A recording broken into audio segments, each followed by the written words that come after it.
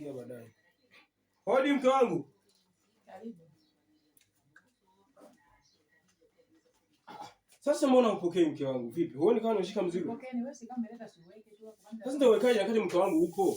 Sasa si meza iko hapa, mimi nimekaa hapa. Kwani mimi niko nje au niko chumbani? Wanawake bwana siku hizi. Nyoa wanawake siku hizi mkoje? Bwana wewe usimchanganye.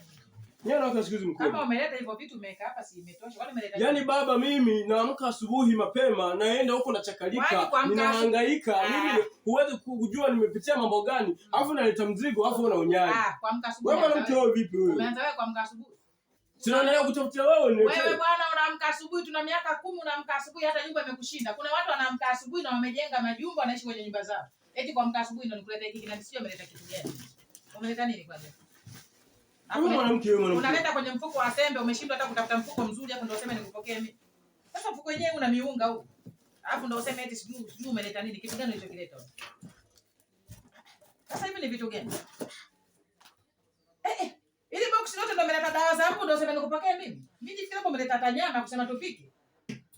Hivyo mke wangu wewe jirani. Bwana usinichanganye hata hivyo nimekustiri. Kwani wewe unaendana na mimi? Hata hatuendani. Hata tuendane. Nilipokuwa nakutafuta huko mbona hujaniambia tuendane? Wewe mwenyewe ulinikuta kwenye chumba changu, nilijua una visenti vya kunifanya nini ndio maana nikakubali. Hivyo mwanamke una matatizo wewe? Una matatizo. Sina matatizo. Kichwa mambo zima vizuri. Na usahau kusema eti kuna kitu utakuja nacho eti nitashoboka eti. Wewe mwanamke mimi naona wewe mwanamke unaona kabisa wewe, yani wewe huwezi kuishi na mimi kabisa. Ulijileta mwenyewe kwenye chumba changu ulikuwa huna sehemu ya kuishi. Yaani sahau masuala ya kupokea mimi. Mimi ndio mimi bwana. Sasa heshima iko wapi sasa? Heshima ya nini?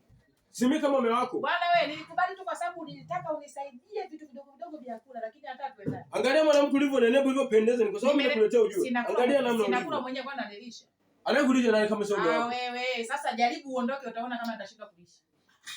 Jamani, hao wanawake vipi? Yaani wamepanga wao. Eti nikajua umeleta nyama kusema nitapika tule. Dawa za mbu hizo umeenda kubeba dawa ya mbu ndio useme kwamba nyama itakuja kesho. Bwana wewe. Riziki na kilichokuja. Ukileta dawa za mbu pitita chumbani peleka hizo dawa za mbu. Sio unanipigia mikelele. Mama yangu na Mariamu. Nimekutana kwenda. Ndio nikwambie sasa. Tena mimi usinichanganye kabisa. Watu eti unasema eti si mwanaume anaamka asipenda kutafuta. Mbona wanaume wengi wanatafuta na wanajenga? Unatafuta ndio dawa za mbu afu unaniambia unaanza kunihubiria mimi. Hebu niondokee. Hao wanawake jamani, hao wanawake. Hivi jamani. Mimi nimekosea wapi? Mimi kwanza wewe unaponiona mimi unaona tunaendana. Ndugu yangu ilikuwa ni bahati. Si ndio hivyo bahati ilitokea bahati. Ndio uendelee kuibeba na kuibembeleza. Ama kweli kazi ipo. Kazi ipo. Ndio hivyo kama unaenda nenda kama unarudi kesho rudi.